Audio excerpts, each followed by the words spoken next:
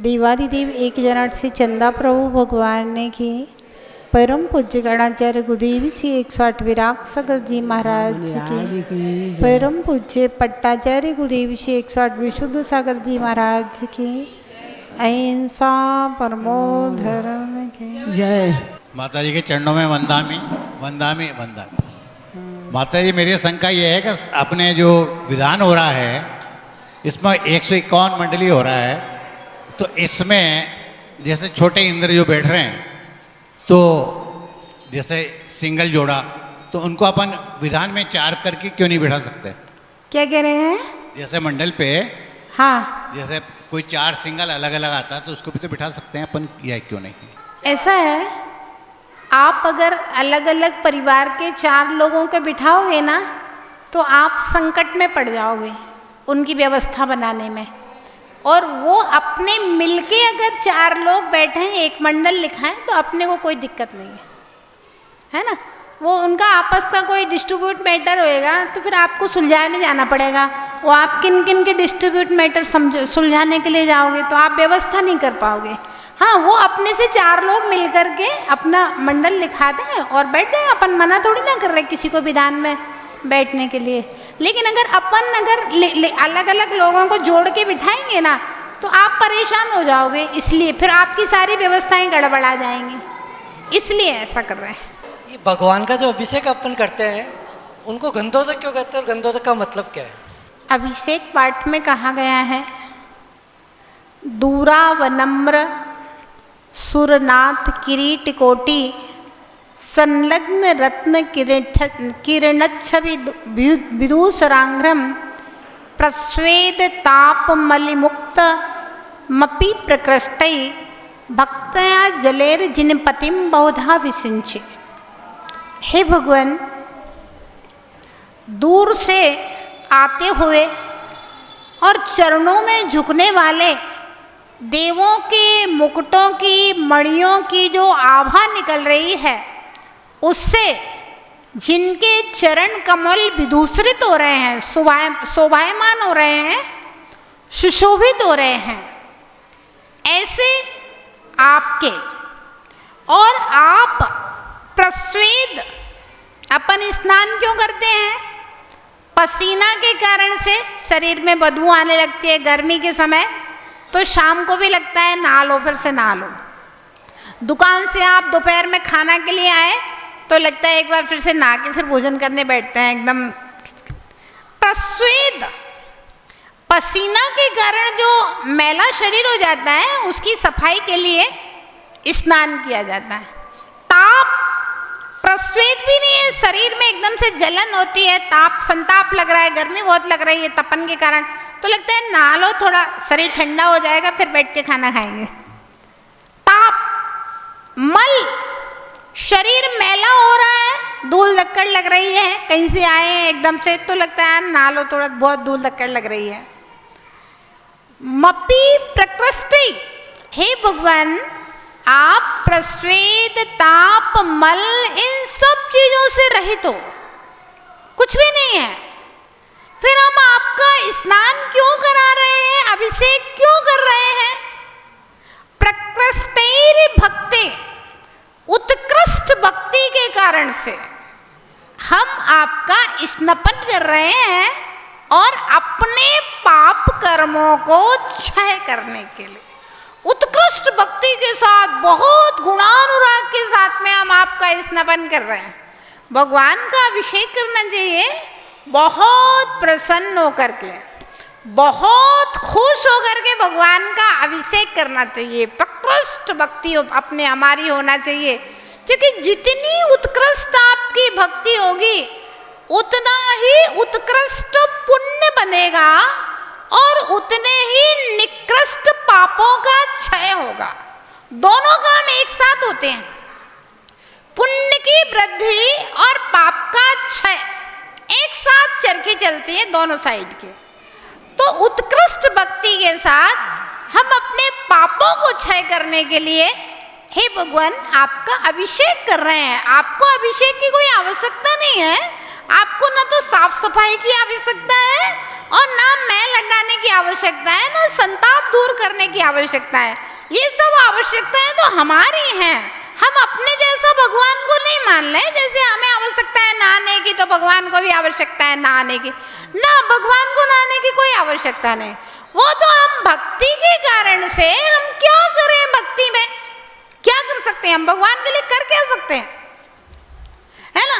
तो हम भक्ति के कारण से आपका स्नान कर रहे हैं, अपना स्नान कर रहे हैं, जिससे हमारे पाप कर्म का क्षय हो, उत्कृष्ट पुण्य की हमें प्राप्ति हो, है ना। गंधोदक क्यों कहते हैं? हमने तो भगवान के ऊपर उदक डाला है। उदक यानी कि जल, पानी, प्रासुक जल डाला है, और हम लोग कल्पना करते हैं क्षीर सागर का जल डाला है। लेकिन भगवान का जो शरीर होता है उसमें से सुगंधी निकलती है, सुगंधित होता है भगवान का शरीर। ऐसे तीर्थंकर भगवान के 10 अतिशयों में से एक अतिशय बताया गया है सुगंधित शरीर। तो जब हम सामान्य जल भगवान के ऊपर डालते हैं मंत्रोच्चार पूर्वक, तो वह मंत्रित होकर जल, अभिमंत्रित होकर जल सुगंधित होकर के वह तैयार हो जाता है। और उस भक्ति पूर्वक हमने स्नान करके और पूरी भक्ति के साथ में हमने उसको अपने मस्तक पर लगाया। हे भगवान, हमारा माथा पवित्र रहे, हमारे विचार विशुद्ध रहे, क्योंकि हमारी जो मूल समस्या है वो है मन।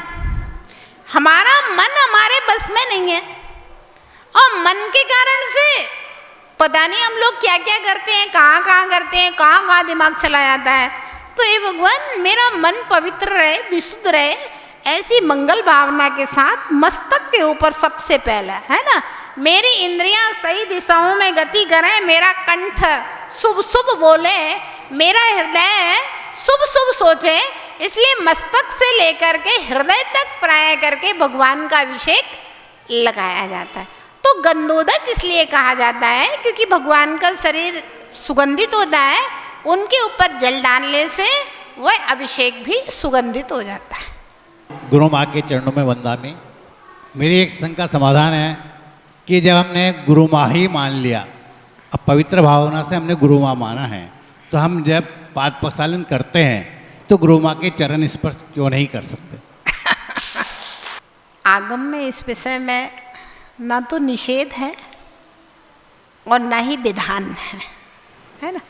समय को देखते हुए और विवेक का ध्यान रखते हुए, लोक मर्यादाओं को बनाए रखे हम जो भी काम करते हैं वह प्रशंसनीय होता है। उससे जिन शासन की प्रभावना होती है। और देखा देखी कई प्रकार के, जैसे माता जी हैं छोटी छोटी उम्र की हैं, और जैसे एकदम जनरल कर दो पैर छूना, तो देखा देखी जैन अजैन पता नहीं कैसे कैसे लोग रहते हैं, कैसे कैसे हैं। तो वो हर आदमी देखा देखी, क्योंकि एक छुए तो अपन किसी को मना नहीं कर सकते, है ना। और किसी के लिए पीछे, हमारे पीछे जो लाइन है उसके लिए भी अपन किसी को मना नहीं कर सकते, क्योंकि ये परंपरा है ना। तो इसमें ना आगम का निषेध है और ना ही आगम में किसी प्रकार का विधान है। ये हमारा अपना विवेक है, लोक मर्यादाओं को बना करके जैसे जिन शासन की प्रभावना हो, है ना। क्योंकि युवा छोटी छोटी उम्र के साधक हैं, छोटी छोटी उम्र के लड़के आते हैं, या छोटी 20-20 साल के मुनि महाराज हैं, अब ये 20-20 साल की लड़कियां आती हैं। तो समाज की मर्यादाओं को बनाना बहुत ज़रूरी है, क्योंकि आप लोग ही सारी घटनाएं देखते हैं, सुनते हैं। क्योंकि बातें तो ऊपर से शुरू होती हैं, संस्कार ऊपर से ट्रांसफर होते हैं। जैसा हम करेंगे हमारे नीचे वाले उससे बढ़ चढ़ के वो काम करेंगे। अच्छाइयों के लिए इतने कॉलेज, इतने स्कूल, इतने गुरुकुल खोले जाते हैं, है ना। फिर भी लोग अच्छाइयाँ कम सीखते हैं और बुराइयों के लिए कुछ नहीं है, लेकिन फिर भी लोग बुराइयों की लाइन में चले जाते हैं। इसलिए मनाही नहीं है पाद प्रक्षालन के लिए, कदाचित चरण स्पर्श के लिए, लेकिन बस लोक मर्यादा, जिससे जिन शासन की प्रभावना हो, जिस शासन हमेशा जयवंत बना रहे और हर चीज़ प्रशंसनीय बनी रहे, बस थोड़ी सी मर्यादा बना करके काम करें। और उम्र का भी एक अपना अपना रहता है, बराबर बराबर उम्र के घंटों घंटों फिर साथ में बातें कर रहे हैं, ये कर रहे हैं, वो कर रहे हैं, तो कई प्रकार की घटनाएं और दुर्घटनाएं घटती रहती हैं। अब बड़े बुजुर्ग लोग हैं, किसी ने चलते चलते बहुत सारे लोग पैर छू लेते हैं। हम लोग तो देखते ही नहीं है, पाद प्रक्षालन हो रहा है, अब किसी ने छू लिया तो किसी को अपन भगाते नहीं है, वो नहीं करते। लेकिन फिर भी मर्यादा व्यवस्था और जिससे जिन शासन उन्नत हो उसकी प्रभावना हो, बस यही लक्ष्य है, और कोई वैसा निषेध या आज्ञा वाली कोई बात नहीं है। वंदामी माता जी, वंदामी माता जी, वंदामी माता जी। माता जी, श्रावक प्रतिक्रमण है तो उसके अंदर जो 17 प्रकार के निषिद्धि का स्थान बताए गए हैं, तो वो कौन कौन से क्या फिर से पूछना हम? श्रावक प्रतिक्रमण, हाँ, उसके अंदर 17 प्रकार के निषिद्धि का स्थान बताए गए, वो समझाओ माता जी, समझ में नहीं आया क्या है वो प्रतिक्रमण? अभी रोज डेली में वही कर रहे हैं हम, तो उसके अंदर वो आता है। जो प्रतिक्रमण है, प्रतिक्रमण ग्रंथत्रयी नाम का एक ग्रंथ है, शायद आचार्य प्रभाचंद्र स्वामी की टीका है, मुझे नाम अभी बहुत अच्छे से याद नहीं है, मैंने उसको स्वाध्याय किया है। उसमें जहाँ पर लमोड़ सही का अर्थ आया है, वहाँ पर 17 प्रकार की निषेध का स्थान बताए गए हैं। 17 प्रकार की निषेध का स्थान का तात्पर्य होता है वो स्थान पूजनीय होते हैं, वहाँ बैठने से उठने से भाव पवित्र होते हैं, इसलिए उन स्थान को निषेध का स्थान कहा है। डमोड़ सही निषेध का स्थानों के लिए नमस्कार हो। वो 17 प्रकार के निषेध का स्थान ऐसे होते हैं, अवधि ज्ञानी मुनि महाराज, जहाँ पर उनको अवधि ज्ञान प्रकट हुआ है वो स्थान, और जहाँ पर रह कर के उन्होंने तपस्या की है वो स्थान। मना पर्याय ज्ञानी मुनि महाराज को जहाँ मना पर्याय ज्ञान उत्पन्न हुआ है वो स्थान, और जहाँ पर उन्होंने निवास किया है वो स्थान। केवल ज्ञान जहाँ मुनि को उत्पन्न हुआ है वो स्थान, और जहाँ केवल ज्ञानी ने निवास किया है वो स्थान। रिद्धि संपन्न मुनि को रिद्धि जहाँ उत्पन्न हुई है वो स्थान, और जहाँ पर रिद्धिधारी मुनियों का निवास हुआ है वो स्थान।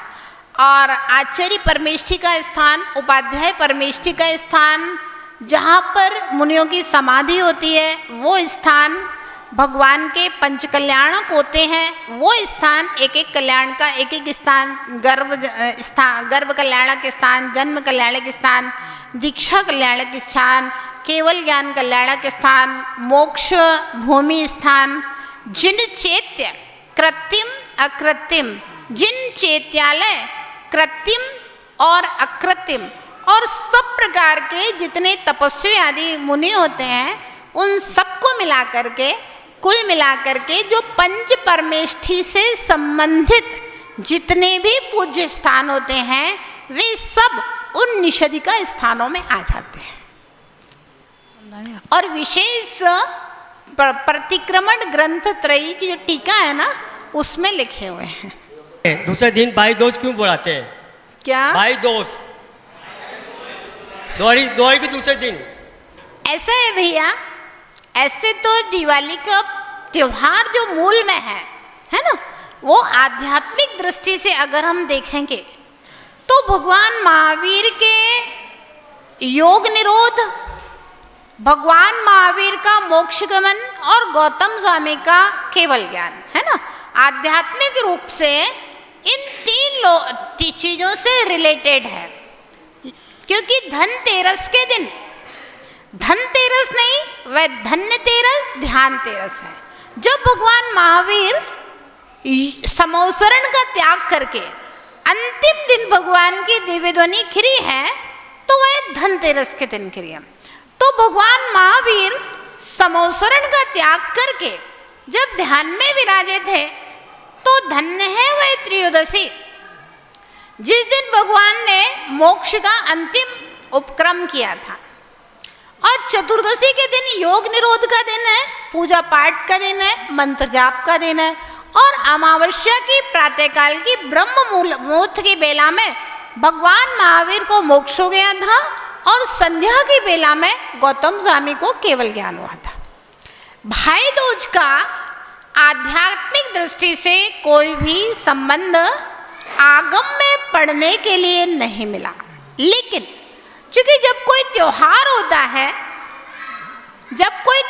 होता है तो उस समय बहन भाई का, बेटी का अपने पीहर से हमेशा, चाहे वो 60 साल की स्त्री हो जाए, चाहे 70 साल की स्त्री हो जाए, चाहे 100 साल की हो, थोड़ा सा लड़की को अपने पीहर से प्रेम रहता है और पीहर वालों को अपनी बहन बेटियों से प्रेम होता ही है।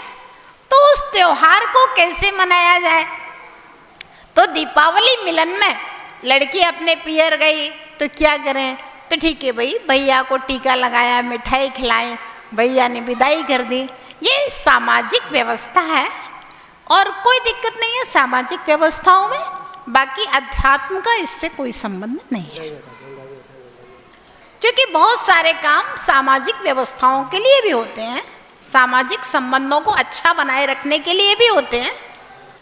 रिद्धि सिद्धि नगर का विशेष पुण्य का उदय है, क्योंकि किसी भी नगर में बिना पुण्य के प्रताप के संतों का आवागमन नहीं होता है। और संतों के आने के साथ साथ में इतना बड़ा महोत्सव वह भी होना बहुत दुर्लभ बात होती है। और ये नियोग है, देखिए, अष्टानिका महापर्व है, जिस महापर्व में एक एक दिन का उपवास करने से लाख लाख और करोड़ करोड़ उपवासों के फल की प्राप्ति होती है। जिस महापर्व में चतुर्निकाय के देव अपने स्वर्गों को, अपने भवनों को, अपने विमानों को छोड़ करके अकृत्रिम जिनालयों में जिन वंदना के लिए, जिनेंद्र भगवान की महापूजा के लिए जाते हैं, ऐसे अष्टानिका महापर्व जो कि वर्ष में 3 बार आता है। अच्छा, 3 बार में भी सबसे अच्छा मौसम जो है ना, वो कार्तिक की अष्टानिका में होता है। ना सर्दी होती है, ना गर्मी होती है, ना बरसात होती है, सबसे अच्छा 1 नंबर मौसम होता है। हाँ, और पूजा पाठ में भी मन लगता है। और साधुओं के वर्षा योग के बाद में समय भी होता है, जिससे सारे लोगों की भावनाएं भक्ति से ओतप्रोत रहती हैं। तो ऐसा अष्टानिका महापर्व है। और संघ का समागम है, 1 नहीं, 2 नहीं, 3 नहीं, 151 मंडल बना करके श्री जिनेंद्र की महापूजा का महामहोत्सव है। देखिए, ढोल बजते हैं, शहनाई बजती है, तो जो लोग नृत्य करना भी नहीं जानते, करते भी नहीं हैं, उनके भी पैर थिरकने लगते हैं। बादल उमड़ते हैं तो मयूर तो नाचते ही हैं। जमीन में रहने वाले बच्चे भी बादलों को देख करके बड़े प्रसन्न होते हैं। गर्मी बहुत है, बरसात होने वाली है। तो भव्यात्माओं, इतना सुंदर पंडाल में इतने सारे मंडल, जहाँ देखो वहाँ सिद्धों की आराधना की बात हो, सिद्ध महामंत्र ओम ह्रीं मरम अस्य उषा नमः का जाप हो, सिद्धों की पूजा हो, भक्ति से पूरे रिद्धि सिद्धि नगर के लोगों के हृदय भक्ति से ओतप्रोत हो। छोटे बच्चे से लेकर बड़ों तक सब प्रकार के, सभी वर्ग के लोगों के लिए जिनेंद्र भगवान की अर्चना का, महामहोत्सव का पावन अवसर है। ऐसे अवसर में सबको ही विधान में बैठना चाहिए, छोटे हों, बड़े हों, वृद्ध हों, बच्चे हों। हाँ, ये अष्टानिका महापर्व का जो सिद्ध चक्र विधान है, ध्यान रहे आपकी घर गृहस्थी में किसी भी प्रकार की विघ्न, बाधाएं, परेशानियां, जिनके बच्चों की शादियां नहीं हो रही हों, उन बच्चों को विधान में बिठाइए। जिन बहुओं के बच्चे नहीं हो रहे हों, उन बहुओं को जोड़े के साथ में, ध्यान रखना सिंगल से काम नहीं होगा, जोड़े के साथ में आप सिद्ध चक्र महामंडल विधान में बिठाइए। जिनके व्यापारिक समस्याएं चल रही हों, वो भी विधान में बैठ करके सपरिवार विधान करें। जिनके जीवन में रोग बीमारियां चल रहे हों, वो भी एक मंडल लेकर के सिद्ध चक्र महामंडल विधान करें। और जिन लोगों का किसी भी कारण से मन अशांत हो, घर में किसी प्रकार का कलह हो, लड़ाई झगड़े हो, तो वो भी सिद्ध चक्र महामंडल विधान करें। क्योंकि सिद्धों की आराधना एक ऐसी आराधना है, किसी भी प्रकार का कोई भी अटका हुआ काम है, सिद्धों की आराधना से अवश्य सिद्ध होता है। ऐसे सिद्ध चक्र महामंडल विधान को सभी लोग करें, क्योंकि यह भगवान के लिए नहीं, गुरु के लिए नहीं, यह सिद्ध चक्र महामंडल विधान आपके कल्याण के लिए है। अगर आप अपना भला चाहते हैं तो दूसरे के लिए नहीं। आप अगर अपने प्रयोजनों की सिद्धि चाहते हो, आप अपना कल्याण चाहते हो, आप अपना भला चाहते हो, तो आप इस सिद्ध चक्र महामंडल विधान में अवश्य बैठें और सिद्धों की आराधना लें, शातिशय पुण्य पर अर्जन करें और पाप कर्मों का क्षय करें और ऐसा पुण्य करें कि आपका कोई भी मनोरथ उस पुण्य के सामने अधूरा न रहे। आपके सारे मनोरथों की पूर्ति करने वाला, सिद्धों की आराधना, हर कार्य में सर्व सिद्धि प्रदान करने वाला, ऐसी सिद्धों की आराधना आपको अपने सौभाग्य से, हम लोग बोलते हैं हर व्यक्ति को अपने जीवन में एक सिद्ध चक्र महामंडल विधान कराना चाहिए। अब भैया सबके बस का काम नहीं है सिद्ध चक्र महामंडल विधान कराना। आज की महंगाई के जमाने में संगीतकार महंगा, पंडित जी महंगे, पुजारी महंगे, खाने पीने की व्यवस्था महंगी, कपड़े महंगे, फिर मेहमानों को बुलाओ, फिर मेहमानों को मनोहार, फिर मेहमानों का गिफ्ट, है ना, इतनी सारी व्यवस्थाएं। सबकी आर्थिक स्थिति भी नहीं होती है और सबकी मानसिक स्थिति भी नहीं होती है, काम करने की क्षमताएं भी नहीं होती हैं। ऐसी स्थिति में लोगों के मन में ही रह जाता है। हम ऐसे ऐसे लोगों से मिले हुए हैं जिन लोगों ने 50 साल पहले सिद्ध चक्र महामंडल विधान बोला था और वो आज तक सिद्ध चक्र महामंडल विधान नहीं करा पाए। एक जगह हम चातुर्मास कर रहे थे ताराचंद जी, एक 75 साल की बूढ़ी अम्मा आई,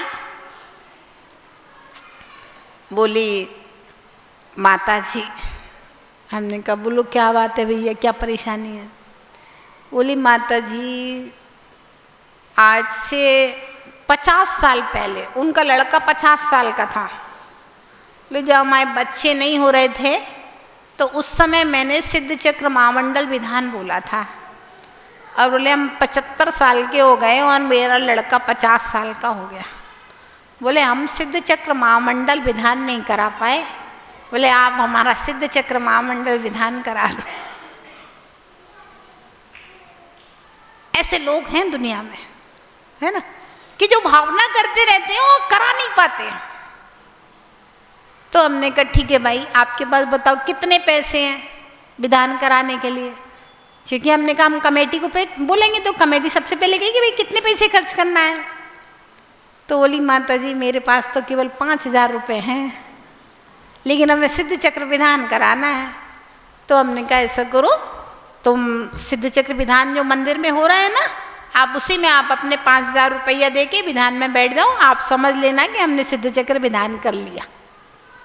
है ना। तो ऐसे लोग दुनिया में, अभी हमसे कोई, हम अभी विज्ञान नगर में थे, एक लेडीज आई, बोली माता जी हमने कभी बहुत पहले 20 साल पहले सिद्ध चक्र विधान बोला था और हम करा नहीं पाए हैं, तो हम यहाँ रिद्धि सिद्धि नगर में एक मंडल ले लें तो हमारा सिद्ध चक्र विधान हो जाएगा। तो हमने कहा ठीक है भैया, छोटे रूप में तो हो जाएगा, फिर बड़े रूप में जब तुम्हारी शक्ति हो तब तुम करा लेना, ठीक है, तुम एक मंडल लिखवा दो, है ना। तो सबके बस का काम नहीं होता है कि वो अपना मंडल बनवा करके इतनी सारी व्यवस्थाएं जुटा करके इतना धन खर्च करके सिद्ध चक्र महामंडल विधान कराए, हर आदमी नहीं करा पाता है। लेकिन ये बहुत सुंदर व्यवस्था है। 151 परिवार, है ना, छोटी छोटी सी द्रव्य राशि, जिसके पास जितना है कोई दिक्कत वाली बात नहीं है तो छिपाओ नहीं, और नहीं है तो लुटाओ नहीं, है ना। है तो मत छिपाओ और नहीं है तो फिर दिखाने की कोशिश मत करो। लेकिन इसका मतलब ये नहीं है कि अपने घूमने के लिए तो भैया 2 लाख रुपया खर्च करके कश्मीर घूमने जा रहा है, शिमला घूमने जा रहा है, नैनीताल घूमने जा रहा है, और कौन कौन सी जगह रोज हिल स्टेशनों पे जा रहे हैं, और यहाँ कहो कि भाई माता जी पैसे ही नहीं है हम तो 21,000 देंगे हमारे पास तो देने के लिए। ध्यान रखना, जो लोग भगवान के चरणों में छल करते हैं ना, कि दुनिया में तो बहुत खर्चा करेंगे लेकिन भगवान के सामने दरिद्रता दिखाते हैं, तो वे वैसे ही हो जाते हैं। जैसा वो भगवान के सामने दिखाते हैं वे वैसे ही हो जाएंगे, उतनी हैसियत वाले हो जाएंगे। और जो लोग नहीं होने के बाद में भी भगवान की भक्ति में अपना तन मन लगाते हैं, धन नहीं है तो कोई बात नहीं, हम तन मन ही लगा रहे हैं, है ना। जैसे एक मेढक था, उसके पास कुछ नहीं था, मेढक के पास कुछ नहीं था, तो एक पंखुड़ी लेकर एक ही भगवान की पूजा करने जा रहा था। तो क्या हुआ, रास्ते में ही मर गया, तो देव बन करके भगवान महावीर के समोसरण में सबसे पहले पहुंच गया, है ना। तो एक वो देवपद खेवपद थे, उनके पास कुछ नहीं था, बेचारे सेठ के साथ नौकरी करते हुए शिखर जी गए थे। बोले भैया वंदना करना है, क्या करें? तो बोले और तो कुछ नहीं है अपने पास चढ़ाने के लिए, खाली हाथ नहीं जाना, क्या करें? तो बोले थोड़े से मक्के के दाने डले, मक्के के दाने ले गए और चढ़ाए, तो मक्के के दाने ही हीरे मोती हो गए। तो भगवान को हमारा कुछ नहीं चाहिए, ये तो भक्ति का समर्पण है। भगवान को ना स्नान की जरूरत है, ना आपके द्रव्यों की जरूरत है, ना आपके पांडालों की जरूरत है, कुछ नहीं चाहिए भगवान को, है ना। भगवान को तो सिर्फ आपका जितना भक्ति भरा हृदय होगा उतना सातिशय पुण्य आप अपने लिए कमा लेंगे, है ना। है तो छिपाओ नहीं, इस विधान में जो जितना खर्च करेगा उसका 10 गुना तो तुरंत वापस मिलेगा, और उसके बाद में परलोक में कितना मिलेगा उसकी कोई सीमा नहीं है भव्यात्मा। तो इसलिए जिनके पास तन है वो तन से भक्ति करें, जिनके पास धन है वे धन खर्च करके व्यक्ति करें, और जिनके पास मन है तो भैया कुछ भी नहीं है तो कम से कम जो लोग कर रहे हैं तुम उनकी मन से अनुमोदना कर लो, प्रशंसा कर लो। इतना तो नहीं कहो क्या जरूरत थी दान करने की, इतना पैसा खर्च करने की क्या जरूरत थी। हाँ, हमारे समाज में हर साल 50 शादियां होती हैं, हर शादी में कम से कम 50 लाख खर्च होता है। भाई जी होता है कि नहीं? हर शादी में कम से कम 50 लाख 25 लाख खर्च होता है। अगर पूरा समाज मिल करके अगर 25-50 लाख खर्च कर देगा तो कौन सा घाटा पड़ जाएगा, कौन सी दरिद्रता आ जाएगी, है ना, कौन सी तिजोरियां खाली हो जाएंगी। भगवान के द्वार पर भक्ति करने से तिजोरियां खाली नहीं होती हैं, भगवान के द्वार पर भक्ति करने से तो खाली हुई तिजोरियां भर जाया करती हैं। और फिर जीवन में कभी खाली नहीं होती हैं। आपकी 7 पीढ़ियां निकल जाएंगी, आपकी तिजोरियां खाली नहीं होंगी। भगवान की भक्ति का ऐसा प्रताप और ऐसा प्रभाव होता है। तो भव्यात्माओं, ये फैमिली विधान है। आपको पूरे परिवार के साथ विधान में बैठना है। और मेरा तो कहना है, आप खुद भी बैठिए, अपनी बहन बेटियों को भी बुलाइए, अपने पीहर वालों को भी बुलाइए। बहुत बड़ा दिल है रिद्धि सिद्धि नगर में, और ताराचंद जी नाम ही रिद्धि सिद्धि नगर है। और इस विधान में निश्चित रूप से ऐसी रिद्धि सिद्धि होएगी कि कोई कमी पड़ने वाली नहीं है, और बढ़ोतरी पे बढ़ोतरी होती जाएगी। टेंशन की कोई बात नहीं है भैया। आप तो सब जगह अपने अपने रिश्तेदारों को हमारी तरफ से खूब टेलीफोन करो। रिद्धि सिद्धि नगर में रिद्धि सिद्धि बढ़ी हुई है 10 दिन के लिए, है ना। सब रिश्तेदारों को बुलाओ, आए या नहीं आए इससे हमें कोई मतलब नहीं है। लेकिन अगर आप बुलाओगे, बोलोगे, तो निश्चित रूप से जिन शासन की प्रभावना सैकड़ों गुणी, सहस्रों गुणी, लाखों और करोड़ों गुनी हो जाएगी। तो खूब विधान का प्रचार प्रसार करो, और पूरी प्रसन्नता के साथ। अभी 3 दिन शेष हैं, तो 3 दिन में अपने 10 दिन के जो काम हैं पहले से निपटा करके और फ्री हो जाओ, जिससे 27 तारीख से अपने को विधान के कार्य में लगना है। जय बोले महावीर भगवान की जय।